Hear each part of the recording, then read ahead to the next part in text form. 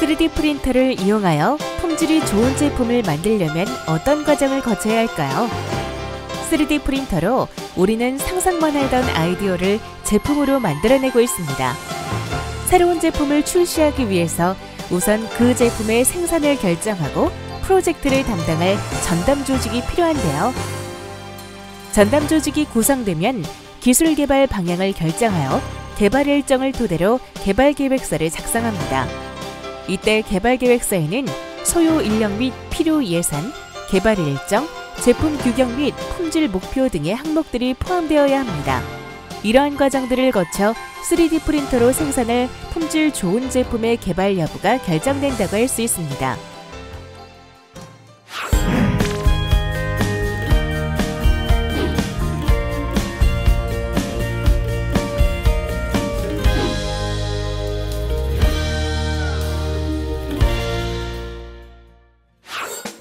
오늘의 학습 목표입니다.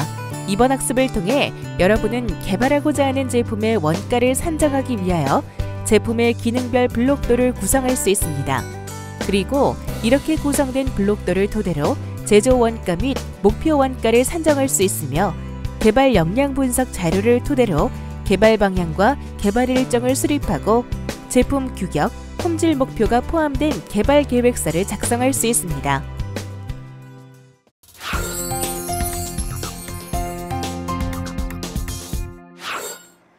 안녕하세요. 이나은입니다. 우리 학습자들의 미래를 출력하는 3D 프린터, 그 개발을 위한 길잡이로 김성공 강사님 모셨습니다. 안녕하세요. 안녕하세요.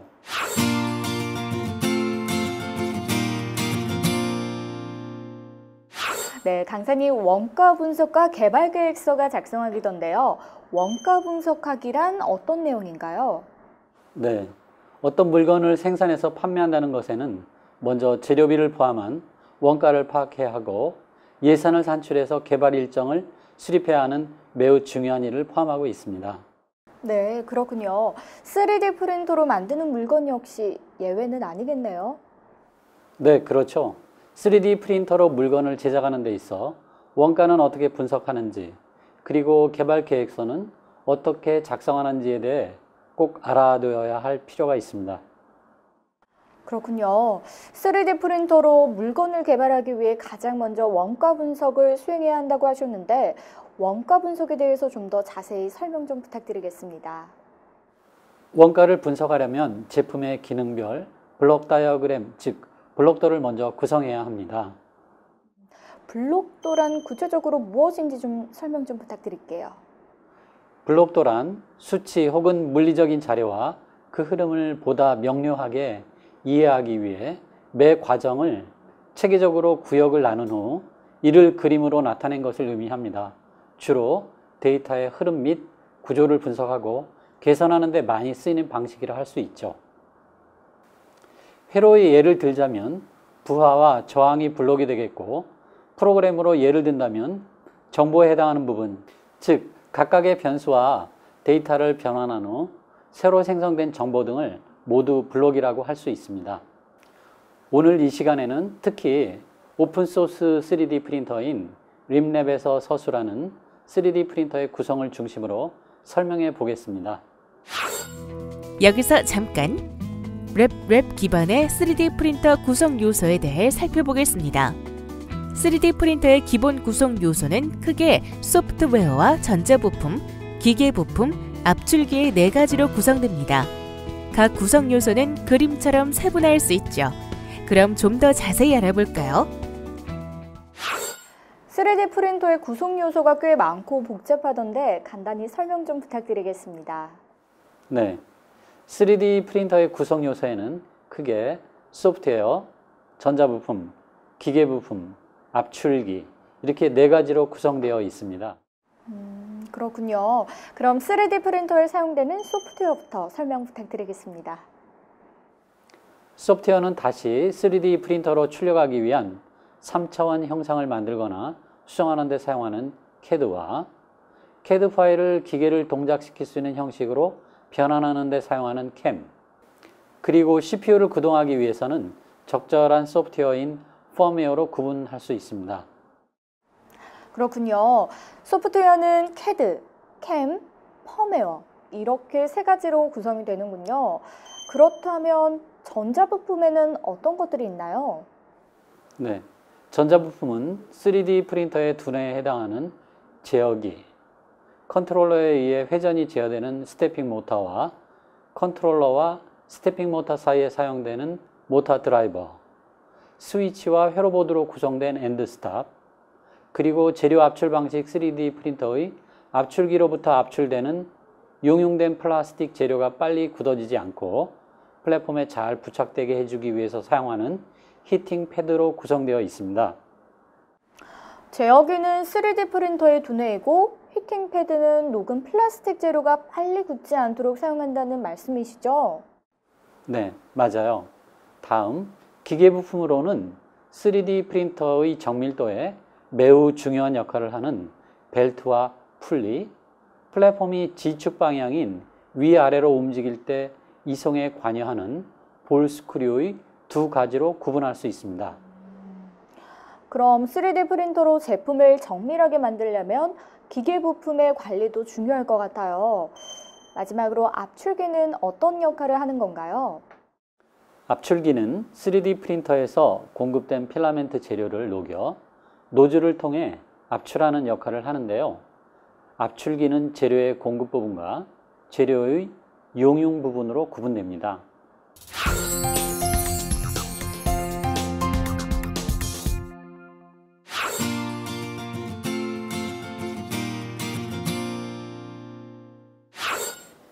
제품의 기능별 블록도를 만들어 보도록 하겠습니다. 우선 첫 번째로 3D 프린터를 구성하는 최상위 항목으로 기능별 블록도를 만들어 보겠습니다. 최상위 항목에 따라 블록도를 만들면 좋은 점은 무엇인가요? 최상위 항목에 따라 블록도를 만들면 최상위 기능을 파악할 수 있어요. 선정된 기술 방식을 구현하기 위해 필요한 사항들을 반영하여 최상의 기능들을 파악하는 것입니다. 최상위 기능들을 파악한 후에는 어떤 일을 해야 하나요? 네, 선정된 기능들 사이에서 기능별 상관관계를 파악해야 합니다. 기능별 상관관계는 어떻게 파악할 수 있나요? 먼저 선정된 기능들 사이에 전달될 수 있는 데이터나 재료 등의 흐름과 관련한 상관관계를 파악하는 거예요. 그리고 최상위 기능별 블록도를 작성하는데 이때 각 기능별 블록에 번호를 부여하면 하위 기능별 블록도의 관리가 좀 더 수월해질 수 있습니다. 블록에 번호를 부여하면 찾기도 쉬울 것 같아요. 이것이 바로 재료 압출 방식의 3D 프린터 구현하기 위한 최상위 기능별 블록도입니다. 우리 함께 블록도를 만들어 볼까요? 먼저 3D 프린터를 표시하고 다음 소프트웨어의 다음 전기, 기계적 요소, 그리고 기타적 요소 등 이렇게 하나씩 블록도를 완성해 가는 거죠.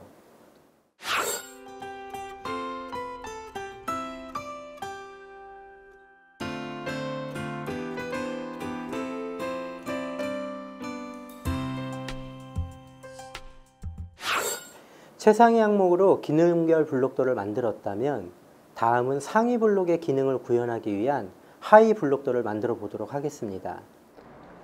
하위 블록도를 만들면 어떤 좋은 점이 있나요? 하위 블록도를 만들면 상위 기능을 구현하기 위한 필요한 차상위 기능들을 파악할 수 있으며 기능별 상관관계를 파악할 수 있습니다. 차상위 기능 파악 및 기능별 상관관계를 알 수 있다는 거군요. 상관관계를 파악하면 최상위 기능별 블록도처럼 하위 블록도도 작성하면 될까요? 맞습니다.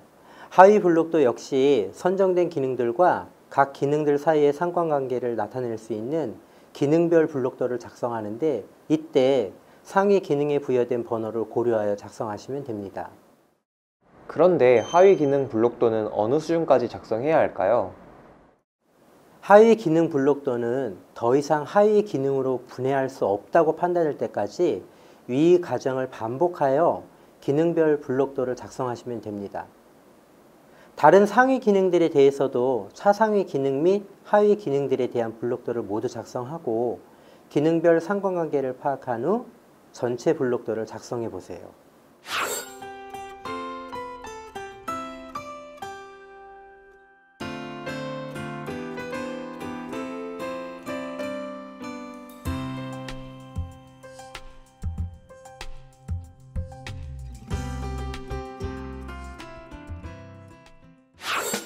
지금까지 학습한 내용을 다시 한번 정리해 보겠습니다.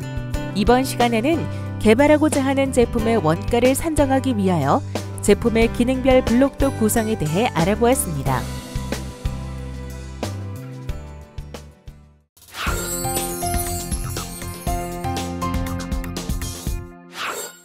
강사님, 이번 주제는 제조 원가와 목표 원가를 산정하는 방법에 대해 살펴볼 텐데요.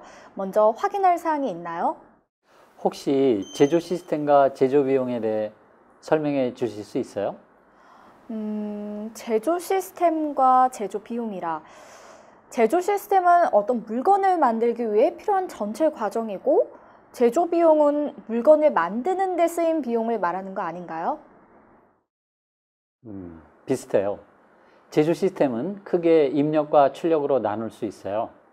입력에는 원자재, 노동력, 하위 부품, 에너지, 설치 등이 해당이 되고요.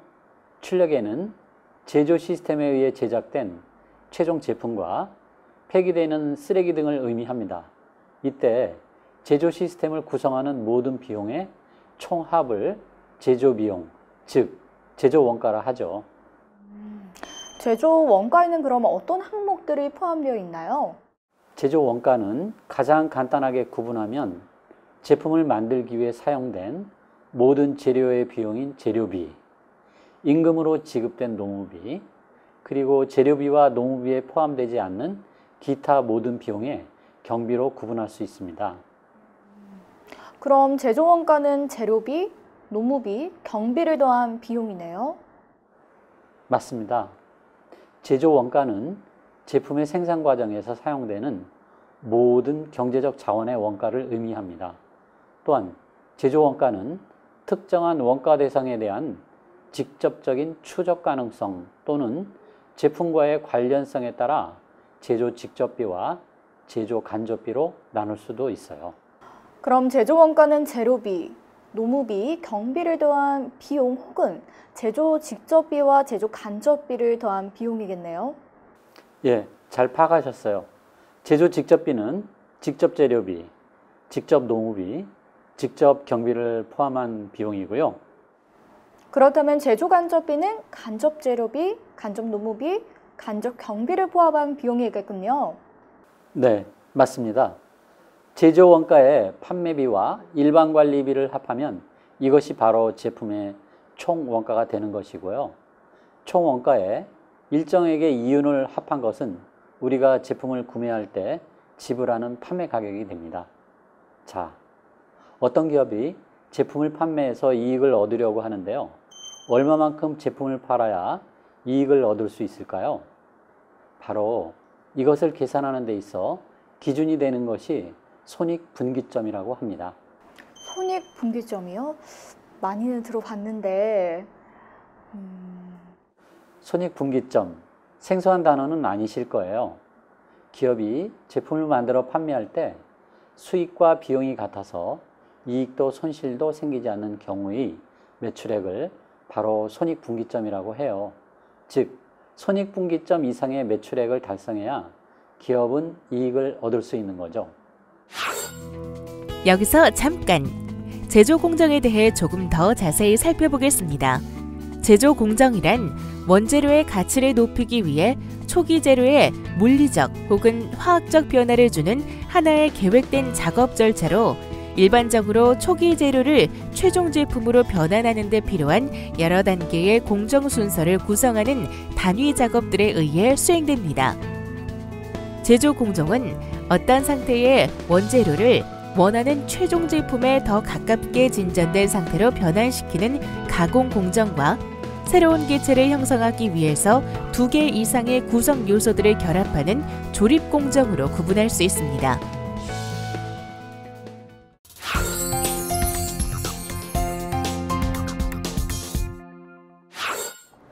강사님, 목표 원가는 어떻게 산정하나요? 네, 제조 원가는 재료비, 노무비, 간접비를 합해서 산정해 보았는데요.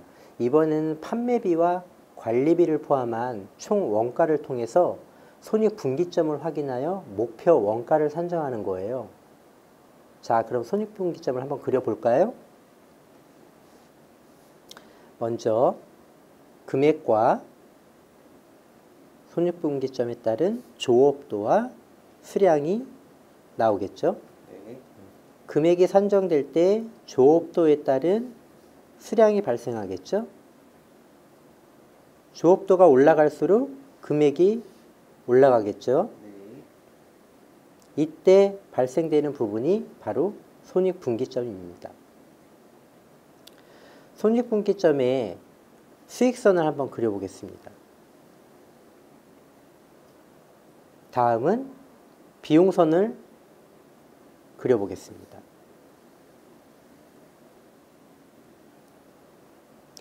이 부분을 저희는 수익선이라고 하고요. 또 이 부분을 저희는 비용선이라고 합니다. 수익선과 비용선에 발생하는 순이익이 발생하겠죠. 수량에서 발생되는 고정 비용이 발생하는데요. 이것을 저희는 고정비라고 합니다. 조업도와 수량에 따른 고정비가 발생이 되면은 가변 비용이 비용선하고 데이터를 확인할 수 있는데요. 이때 가변 비용을 저희는 변동비라고 합니다. 손익분기점에 따른 조업도와 발생되는 금액에 따른 순이익과 손실이 발생합니다. 자, 이렇게 해서 손익분기점에 따른 조업도와 수량과 금액에 따른 비용선과 수익선에 따라서 발생할 수 있는 고정비용과 가변비용에 대한 순이익과 손실에 대해서 표를 통해서 그려보았습니다. 그럼 판매비와 관리비는 어떻게 산정해야 하나요? 제품을 판매하는 데 있어서 제조 원가를 제외한 제품의 판매에 필요한 비용은 판매비, 제조 판매 활동 등의 영업 활동에 필요한 비용을 관리비로 추정합니다. 같이 한번 볼까요? 네. 먼저 제조 원가는 재료비, 노무비, 경비. 다음 제조 원가에 따른 직접비, 제조 간접비. 제조 직접비는 직접 재료비, 직접 노무비, 직접 경비 이렇게 포함이 되겠죠. 그럼 제조 간접비는 어떨까요? 간접적으로 발생되는 간접 재료비, 다음은 간접 노무비, 그리고 간접 경비가 포함되겠죠. 판매비와 관리비를 추정하여 제조 원가에 더하면 총 원가를 추정할 수 있습니다. 총원가는 제조 원가, 판매비, 관리비를 더한 비용이란 말씀이시죠? 네, 그렇습니다. 앞에서 블록도로 그려보았던 그림을 통해 다시 한번 확인해 볼까요? 총원가는 다른 말로 매출 원가라고 하는데요. 변동비와 고정비로 나눌 수 있어요. 이때 고정비를 판매 단가의 변동비로 나눈 값을 판매량이라고 하는데 이를 통해 손익분기점 판매량을 계산할 수 있어요. 지금까지 학습한 내용을 다시 한번 정리해 보겠습니다. 이번 시간에는 구성된 블록도를 토대로 제조 원가와 목표 원가의 산정 방법에 대해 알아보았습니다.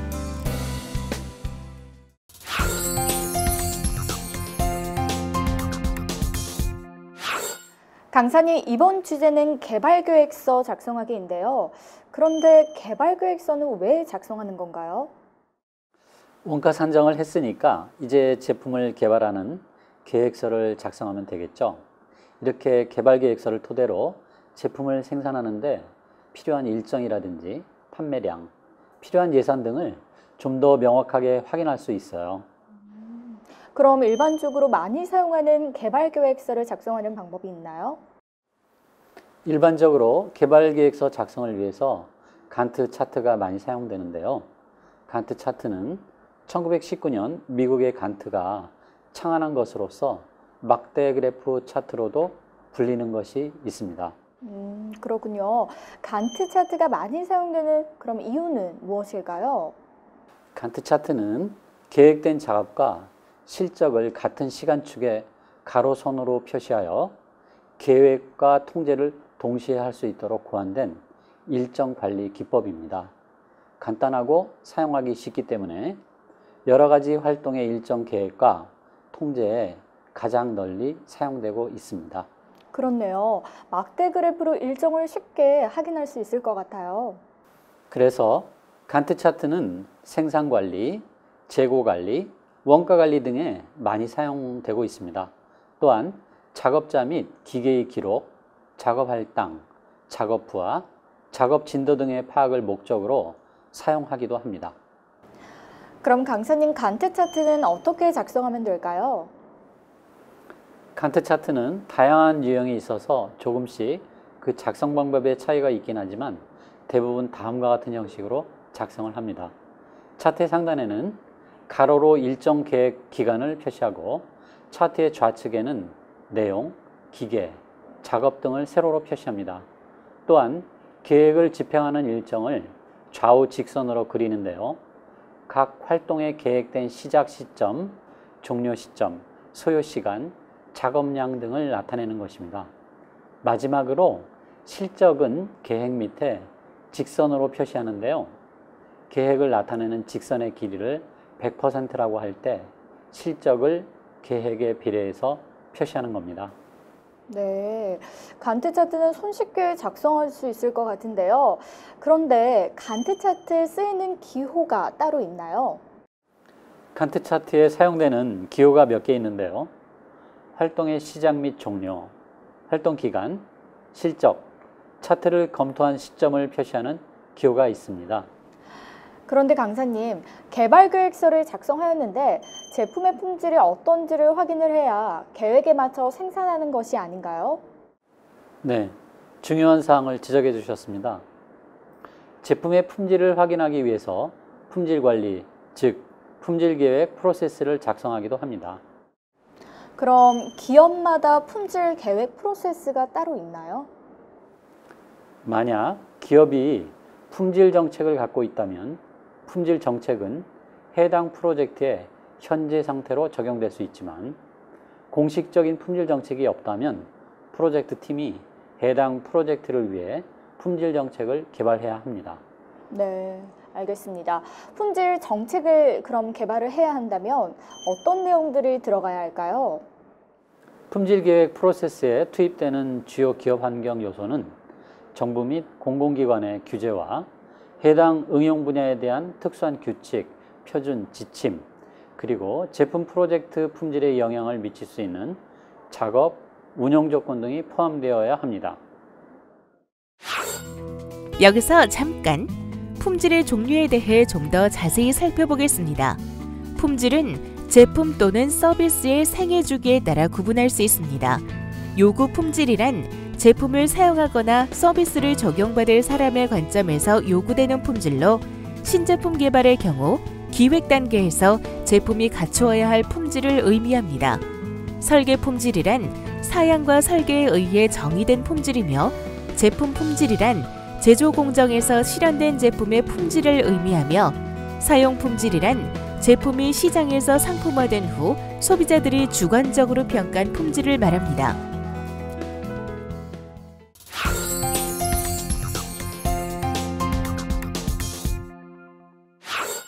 일정표를 이제 다 만들었으니까 이제 제품 생산에 들어가는 건가요? 아니에요. 좋은 제품을 만들기 위해 기술 개발 방향 검토 자료, 기술 검토 보고서, 제조 원가 검토 자료 등을 참고하여 개발하고자 하는 3D 프린터의 규격을 결정해야 해요. 그 다음엔 자사의 품질 정책을 기준으로 품질 목표를 결정해야 하고요. 제품 규격의 품질 목표까지요? 네. 그 모든 자료들과 결정사항을 포함하여 작성하는 것이 개발 계획서입니다. 그렇다면 개발 계획서를 작성하는 것도 역시도 결코 쉬운 일은 아닌 것 같은데요. 평소 3D 프린터 개발에 관심이 많은 동욱 학생. 3D 프린터 개발을 위해 개발 일정 수립 후 제품 규격 결정에 대한 고민이 생겼습니다. 과연 동욱 학생은 무사히 제품 규격을 결정할 수 있을까요?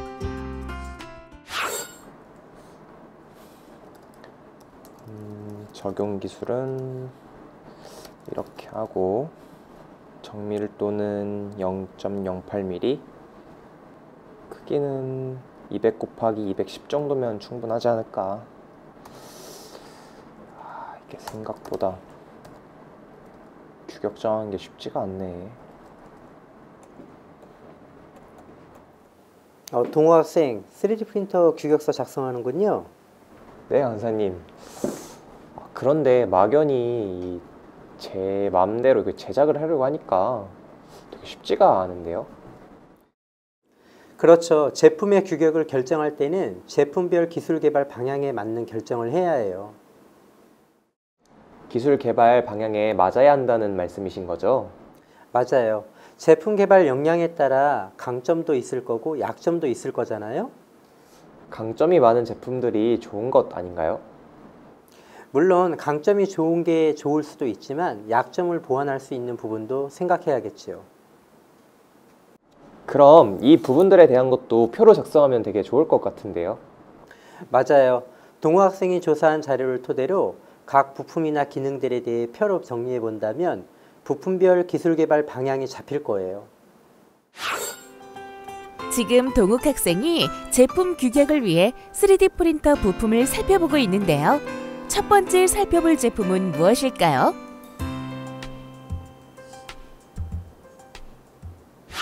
풀메탈 보호대입니다. 네.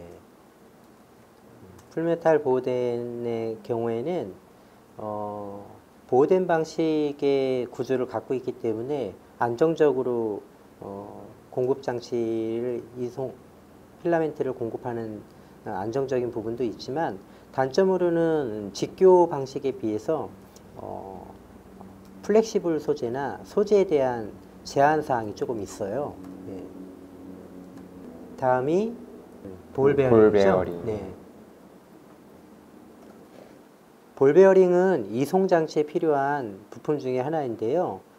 GT 벨트를 원활하게 이송하기 위해서 쓰이는 부품으로 간극에 대한 마찰력이 발생해서 정확한 수치 제어에는 조금 단점 사항이 있어요.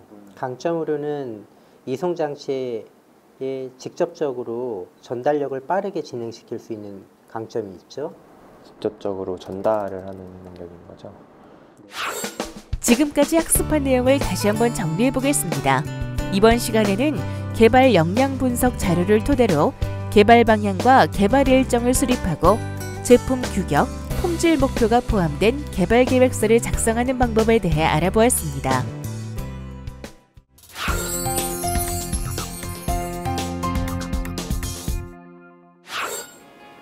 문제점을 사전에 파악하기 어렵기 때문에 주요 위험 요소가 무엇인지 또는 중점 관리나 사전 통계가 어렵다고 볼 수 있습니다. 개발 계획서는 선정된 항목들의 기간별 일정과 계획 프로세스를 표준하는 것이 매우 중요합니다.